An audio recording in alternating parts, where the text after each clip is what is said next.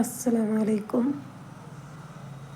نثر کی امتیازی خصوصیات، اس کا اخراج و مقاصد کیا ہے؟ اس سبق کا مقصد اچھی نثر کی کیا خوبیاں ہوتی ہیں؟ ان انبار کی طرف آپ کی توجہ مبذول کرنا ہے۔ نثر کا اسلوب اور اس کی فطرت کیا ہے؟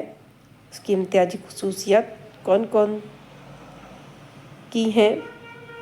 یہاں پہ آئے گا کون کون سی ہیں، اور نثری اسلوب کی تشکیل میں کن عناصر کا اہم رول ہوتا ہے۔ اس سبق میں انہی انبار کے بارے میں معلومات فراہم کی گئی ہے۔ اس کی تمہید: شاعری کے برعکس نثر ایک تعمیری اظہار کا فن ہے اور ایک طرح کا خلاصہ ہے، جس کا مطلب یہ نہیں ہے کہ نثر میں خلالیت نہیں ہوتی۔ حقیقت یہ ہے کہ جس طرح شاعری میں اسلوب کا جوہر ہے اور اس اسلوب کی تشکیل کے لیے بیان، بدیع کا جملہ، امتیازی شکلوں کا لینی، تشبیہ، استعارہ، کنایہ، ابہام، علامت، مجاز مرسل، صنعت تضاد، لف و نثر، ادغام، مبالغہ اور اس کی قسموں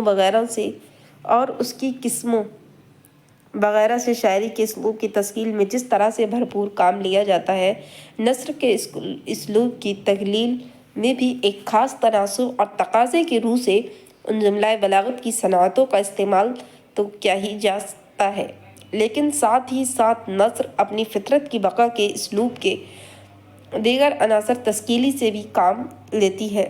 ہم جانتے ہیں کہ نثر کئی سمتوں میں بٹ کر عمل انتشار سے عبارت ہوتی ہے، جبکہ شاعری عمل و جماعت سے، اور یہی وجہ ہے کہ شاعری نہیں قلب ماہیت کی طرف لے جاتی ہے، کیونکہ شاعری ایک خالص خیالی عمل ہے جو تقریباً ایک دھند کی طرح ہے یا کوہرے کی مانند ہے، کیونکہ شاعری میں الفاظ شاعر کے ذہن میں دوبارہ جنم لیتے ہیں، یعنی وہ بھی علامت بن جاتے ہیں تو بھی استعارہ وغیرہ۔ نثر چونکہ شاعری یعنی سمندر کے برعکس خشکی کی طرح ہے اور ٹھوس اور دستاویزی حیثیت رکھتی ہے، اس لیے شاعری کے اسلوب اور نثر کے اسلوب میں اس تناظر میں ایک خاص قسم کا فرق نظر آتا ہے۔ نثر کی امتیازی خصوصیات: نثری اسلوب اور شعری اسلوب کے فرق پر گفتگو کرتے ہوئے انگریزی کے ایک نقاد روسلر نے نثر اور شاعری کو دو طرح کی زبان نہیں بلکہ دو طرح کی اسپائسیز جنس قرار دیا تھا۔ ظاہر ہے کہ ہر جنس کی اپنی فطرت اور زندہ رہنے کے لیے اپنے اپنے طور پر جینے کا سامان کرنا پڑتا ہے۔ شاعری ہو یا نثر، دونوں جگہ الفاظ کا استعمال ناگزیر ہے۔ نثر میں الفاظ سے بنے جملے اور شعر میں الفاظ سے بنے جملے کے بجائے مصرعے کا استعمال کیا جاتا ہے۔ نثر چونکہ تجزیے کا آرٹ ہے، اس لیے شاعری کے اسلوب کے برعکس یہاں تعقل پسندی اور معلومات فراہم کرنے کا سیاق از خود پیدا ہو جاتا ہے۔ نثر میں تصویر سازی، پیکر سازی، نثر متمحور نظر میں، لیکن ضرورت پڑنے پر پیکر سازی اور تصویر سازی بھی نثری اسلوب کا وصف بن جاتا ہے۔ شعری اسلوب کی تشکیل میں لفظ موسیقیت سے متحرک ہو کر گانے لگتے ہیں۔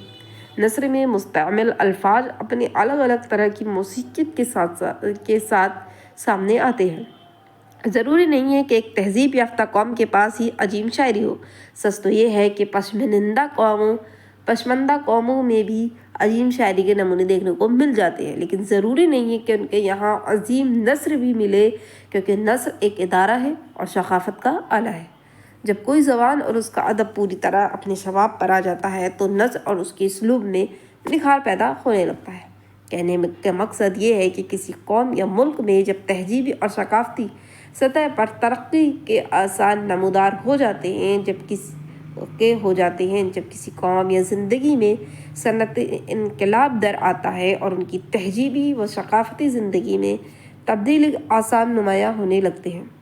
مختلف اقسام کے کل کارخانوں اور ان میں کام آنے والے لوگوں کے درمیان خط و کتابت کا عمل شروع ہوتا ہے۔ دفتر، دکان، دکانداری مختلف علوم و فنون کی بہتات ہونے لگتی ہے،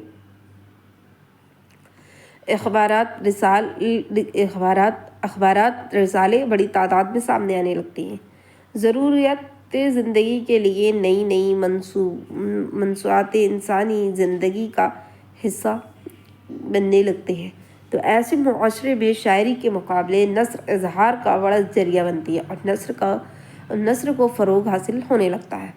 مسکرہ والا انبار کی مثال اگر ہندوستان میں اردو نثر کے حوالے سے تلاش کرنی ہو تو ہمیں عہد سر سید میں نثر کے فروغ کی جو مثالیں ملتی ہیں ان پر ایک نگاہ ڈالنی ہوگی۔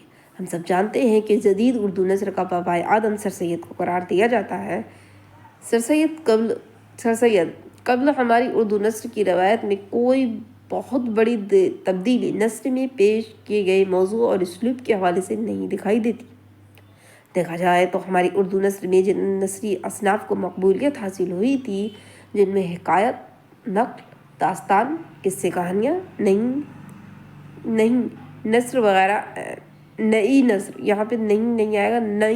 نثر وغیرہ اہم ہے، لیکن 1857 سے کچھ ایسٹ انڈیا کمپنی نے فورٹ ولیم کالج میں قصے کہانیوں اور داستانوں کے ساتھ ساتھ کچھ علمی مسائل سے متعلق کتابوں کا آسان اردو نثر میں ترجمہ کروانے کی طرح ڈالی کی بنیاد ڈالی تھی، لیکن اس کا خاطر خواہ اثر پیدا نہیں ہوا۔ اس کے باوجود ہماری نظر میں علمی نثر اور اس کے اسلوب کو فروغ حاصل نہیں ہوا۔ دہلی کالج میں علمی نثر کے فروغ کا ایک نیاب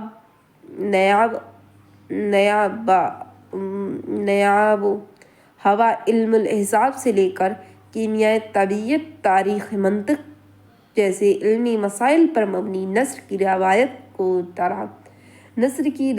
کو طرح دینے کی کوشش اظہار منشمس ہے۔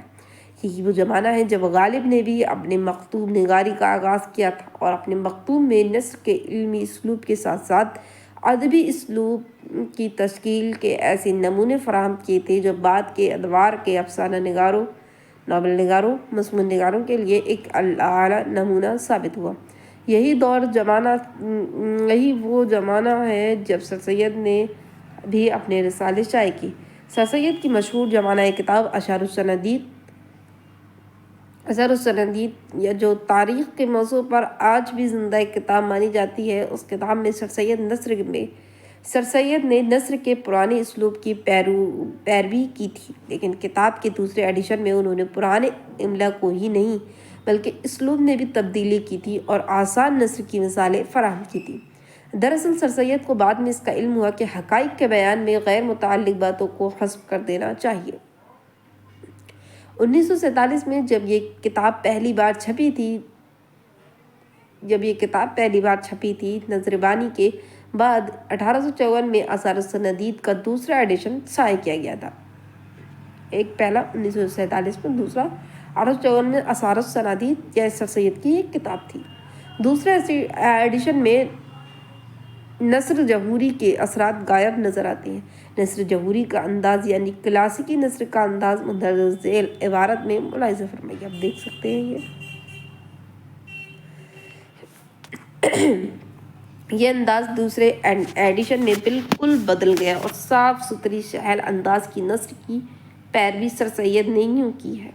دیباچے میں لکھا ہے، سبحان اللہ، تعالیٰ نے اپنی رحمت سے اس ناچیز آدمی کو کیا کیا نعمتیں عنایت کی ہیں، آنکھ دی ہے، کان دیے ہیں، عقل دی ہے، زبان دی ہے کہ ہر ایک بات کو دیکھ بھال کر، سن سنا کر، سوچ سمجھ کر کرتا ہے۔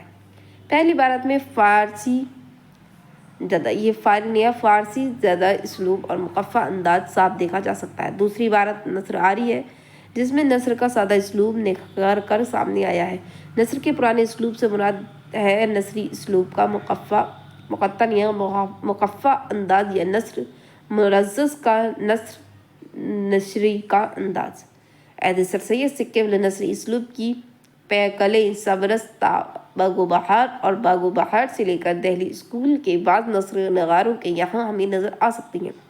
اتنا ہی نہیں، غالب نے بھی لحاظ ضرورت اور نثر آری کے ساتھ ساتھ نثر مرزز، نثر مربع، نثر مقفع، مقتن یا مقفع کا بڑا خوبصورت استعمال کیا ہے۔ نثر آری हमारे ज़माने में अब नस्र आरी का ही चलन है। पुराने ज़माने में नस्र आरी का इस्तिलाह नस्र मुक़फ़्फ़ा और नस्र मुरज़्ज़ज़ के मुकाबले में वाज़ेह की गई थी और उससे मुराद ली जाती थी वो नज़्म जो वज़न और काफ़िये की कैदों से आरी हो या फिर आज़ाद हो। नज़्म आरी क्या है? नस्र आरी वो नज़म जो वज़न और काफ़िये की कैद से आरी हो, आज़ाद हो। जब नस्र की दुनिया में बसी और काफ़िया का सिक्का चलता था, मुक़फ़्फ़ा और मुरस्सा नस्र ही को जी अदबी नस्र समझा जाता था। उस वक्त पंज आहंग रखने वाली नस्र को नस्र आरी जहिया नाम ही दिया जा सकता था, लेकिन जदीद नुक्ता नज़र के मुताबिक नस्र आरी ही सही मायनों में अदबी नस्र है। लेकिन आज नस्र मुरज़्ज़ज़ जिसकी तारीफ़ ये है कि नस्र में शेर का वज़न तो हो मगर काफ़िया न। नस्र समी यानी दो फ़ुकरों या जुमलों के तमाम या बेशतर अल्फाज आला तरतीब वज़न और काफ़िये में मुत्तफ़िक़ हो और नस्र मुक़फ़्फ़ा लेनी ऐसी नस्र जिसमें काफ़िया हो मगर वज़न ना हो। जुमला कदीम नस्री असालीब का इस्तेमाल आज ना के बराबर होता है। हाँ, कभी कभी बाज़ नस्र निगार जैसे तंज़ुमज़ा निगार या बाज़ नॉवलों में कदीम ज़बानी के अंदाज़ को दिखाने के लिए बलिहाज़ ज़रूरत नस्र निगार उन नस्री असालीब का बड़ी खूबसूरती से इस्तेमाल करते नज़र आते हैं जिसका मकसद दौर कदीम की हैसियत को नुमाया करना होता है।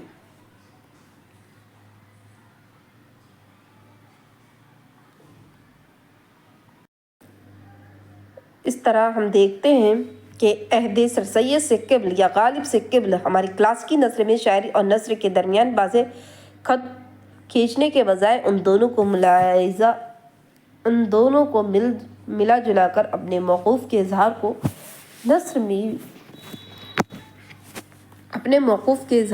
नस्र में भी ज़रूरी गर्दाना जाता था। यानी शायरी के असलीब के बुनियादी अनासर और नस्र के असालीब के बुनियादी अनासर आपस में घुले मिले थे, जैसे सब उसके मुसन्नफ़ वज़ही ने अपनी किताब के इब्तिदाई हिस्से में वाज़ेह तौर पर लिखा था। नज़्म हो या नस्र मिलाकर बोलियाँ हैं, यानी वो नज़्म के साथ नस्र को और नस्र के साथ नज़्म को बोलने में या लिखने में किसी किस्म की क़ुबात महसूस नहीं करता। अंग्रेज़ी और उर्दू के आज के नाक़दीन भी इसलिए नस्र की ज़बान और नज़्म की ज़बान को दो तरह की ज़बान मानने के बजाय दो तरह की जिन्स का नाम देते हैं, जिसका इजहार दोसलर ने भी किया है। दोसलर ने कई सदी पहले मुल्ला वजही ने किया है। जब ज़माना बदला और ख़ास तौर से 1857 के बाद उर्दू नस्र में बाज़ तब्दीलियाँ पैदा होना शुरू हो गईं। अब तक उर्दू नस्र में जिन सिन्फ़ों का रिवाज था उनमें दास्तान सर फहरिस्त थी, जिसका जोड़ घटने लगा। मगरिबी तहज़ीब और ज़बान अदब का गहरा असर अदब पर मरतब होने लगा। हमारे यहाँ उर्दू नस्र में चूँकि अब तक मज़मून निगारी, इंशाइया निगारी, खाका निगारी, सवाने निगारी, अफ़साना निगारी, नावल निगारी और मकतूब निगारी के अलावा रिसाले, मैगज़ीन और सहाफ़ती नस्र का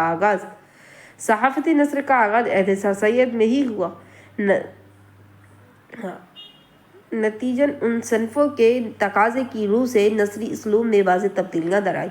अहद सर सैयद में बज़ाते खुद सर सैयद ने शायरी के बरक्स नस्र की फ़ितरत, मुज़दरत और उसकी अहमियत का एहसास दिलाया और नस्री इसलूब में वाज़ेह तब्दीलियाँ लाने की तरफ लिखने वालों की तवज्जो मबजूल की।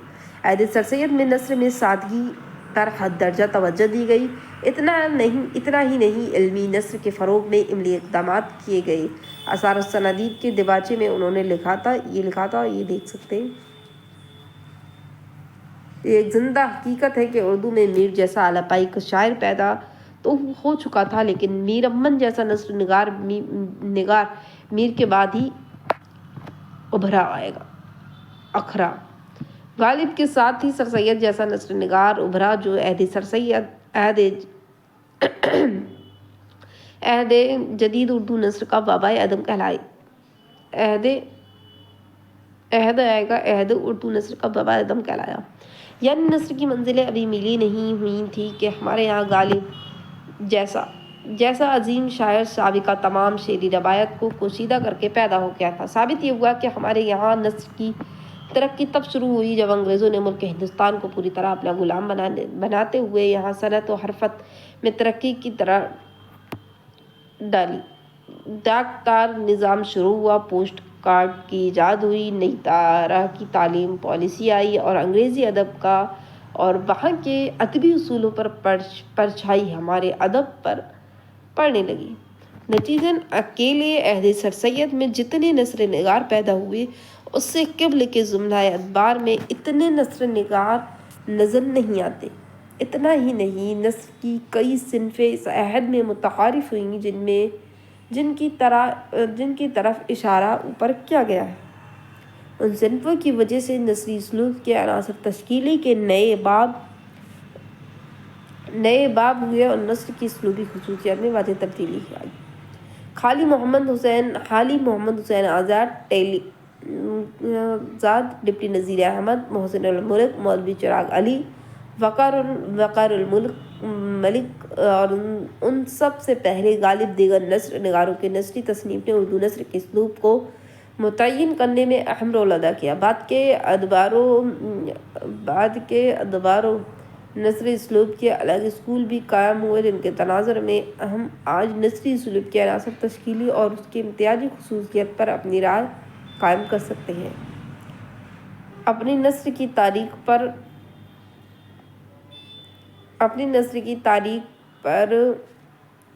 اگر نگاہ ڈالیں تو ہمیں اپنے عمدہ نثری اصولوں کے وطن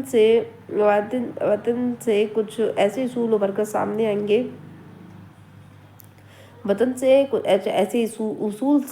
اصول ابھر کر سامنے آتے ہیں جنہیں ہم نثری اسلوب کی تشکیل کے لیے ناگزیر عناصر قرار دے سکتے ہیں۔ مطلب نثر میں خیال پر کم اور ایک ایجاد اور تجزیے پر زور دے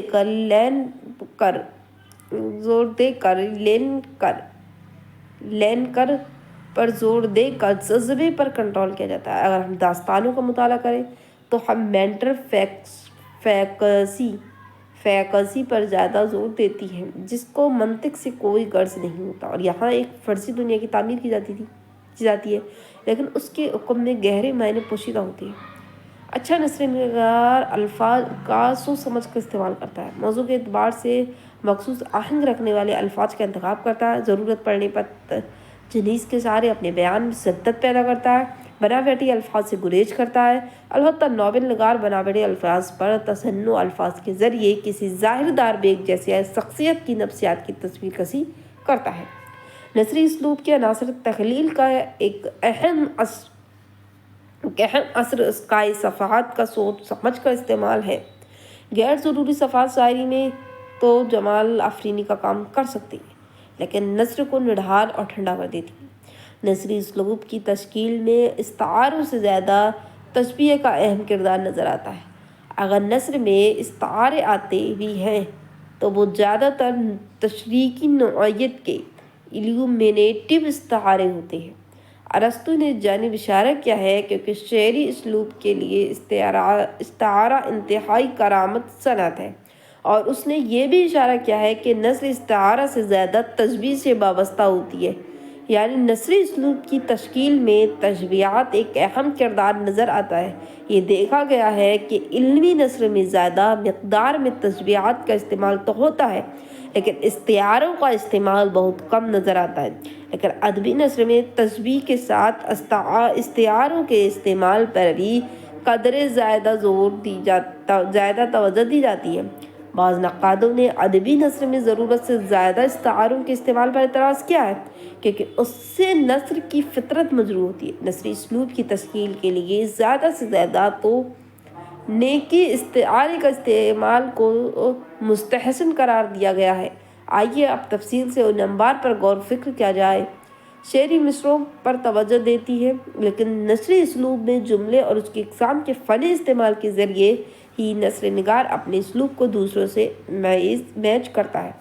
جملے اظہار کا ایک پوسٹ ہوتے ہیں۔ اچھا نثر نگار اپنے موضوع کی مناسبت سے جملے سادہ یا پیچیدہ لکھتا ہے یا وہ خیال کی سطح پر سادگی سے پیچیدگی کی طرف مراجعت کرتا ہے۔ سید کو اپنے زمانے میں اپنے معترضین کو پوری طرح معقول کرتا تھا، لہٰذا سر سید نے اپنی نثر میں بڑے جملے زیادہ استعمال کیے ہیں۔ یہ جملے ہی میں یہ جملے ہی ہیں جو ایک خاص طرح کا اہنگ پیراگراف کے ذریعے پیدا کرتی ہیں۔ نثری اسلوب کی تشکیل میں پیراگراف کا رول انتہائی اہم ہوتا ہے۔ کسی بھی نثری فن پارے کو دیکھیں تو وہ مختلف فن و اقسام کے حصوں میں منقسم ہوتا ہے اور پورے فن پارے کو ایک نوع کا مکمل اہنگ اور اسلوب خلق کرنے میں اہم رول ادا کرتا ہے۔ واضح ہے کہ ہر صنف نثر کے لیے پیراگراف کی تنظیم الگ الگ ہوتی ہے۔ جیسے ناول میں الگ مضمون میں الگ، افسانے میں الگ نظر آ سکتی ہے۔ یعنی اس کے علاوہ نثری اسلوب کی تشکیل میں کوما، ہیمی کالم، انورٹڈ کوما، بریکٹ اور اس سے قبیل کی دیگر علامات بھی نثری اسلوب کے معنی کو قطعیت یا اس کی وضاحت میں بہت اہم رول ادا کرتی ہیں، جس کی ابتدا سر سید نے اپنے عہد میں کی تھی۔ جہاں کو ما ہوتا ہے وہاں قاری نثر کی قرأت کے دوران وقفہ لیتا ہے۔ جہاں فل اسٹاپ ہوتا ہے وہاں اس کے مقابلے زیادہ رکھتا ہے۔ جملہ معترضہ یا وضاحت سے متعلق جملے بریکٹ کے اندر لکھے جاتے ہیں۔ انورٹڈ کوما کے اندر لکھے جانے والے الفاظ نثر میں پیش کیے گئے کسی موضوع، جگہ یا اصطلاحات کے اہم نقطے پر قاری کی توجہ محصول کراتا ہے اور ان سب کا مقصد وضاحت و صراحت کے ساتھ ساتھ معنی کی قطعیت کی تشکیل ہے۔ نثری اسلوب کی تشکیل کی وضاحت و صراحت پر دھیان دیے بغیر ہو نہیں سکتی۔ نثر کی خالص شکل وہاں نظر آتی ہے جہاں کوئی علمی مسئلہ زیر بحث ہوتا ہے، یعنی جہاں ہم اپنے کسی ذہنی عمل یا موضوع کی ترجمانی یا اپنی فکر کی ترجمانی تخیل کا سہارا لیے بغیر اوزان کو کوڈ سے بے نیاز ہو کر وضاحت، قطعیت، منطقی استدلال کے ساتھ اپنے موضوع یا خیال یا فکر کی ترجمانی کرتے ہیں۔ واضح ہو کہ نثری اسلوب کا ایک اہم عنصر منطقی استدلال ہے۔ اسلوب کے عناصر تشکیلی میں خطابت کا بھی رول اہم نظر آتا ہے، لیکن خطابت ہر جگہ اور بلا ضرورت نثر میں درائے تو یہ بھی نثر کا عیب بن جاتی ہے۔ نثر میں سوالیہ جملوں کی بڑی اہمیت ہوتی ہے کیونکہ ان کے ذریعے نثر نگار زندگی یا زندگی کے کسی بھی مسئلے سے متعلق چند سوالات قائم کر کے اپنی موضوع کی وضاحت کرتا ہے۔ شاعری کے اسلوب کی تشکیل میں جس طرح شدت، احساس، موضوعیت، ماورائیت، کیفیت، لفظی ابہام، رمزیت، پیکر تراشی، نفسی وزن، بحر، قابلہ مبالغہ اہم رول ہوتا ہے، اس طرح نثری اسلوب کی تشکیل میں وضاحت و صراحت، اختصار پسندی، اختصار، مائع اعجاز، قطعیت، منطقی استدلال، مروجیت، تعقل پسندی، تجزیہ اور مثالوں سے بات واضح کرنا سوالیہ جملے کا استعمال ضرورت کے اعتبار سے۔ اس کے علاوہ محاورہ، مثال، نیز اصطلاحات کا استعمال نثر میں اختصار کے حسن کے ساتھ ساتھ بول چال علمی شان والا نثری اسلوب کرتا ہے۔ مختلف النوع ضرورتوں کے اعتبار سے نثری اسلوب کی کئی صورتیں قائم ہو چکی ہیں، لیکن نثری اسالیب کے چاہے جتنے بھی روپ ہو، صفائی اور سادگی نثری اسلوب کا جوہر ہے اور نثر کسی بھی طرح شاعری کے مقابلے کم تو نہیں ہے، کیونکہ جنگل سمندر کے مقابلے بصورت نہیں ہوتا۔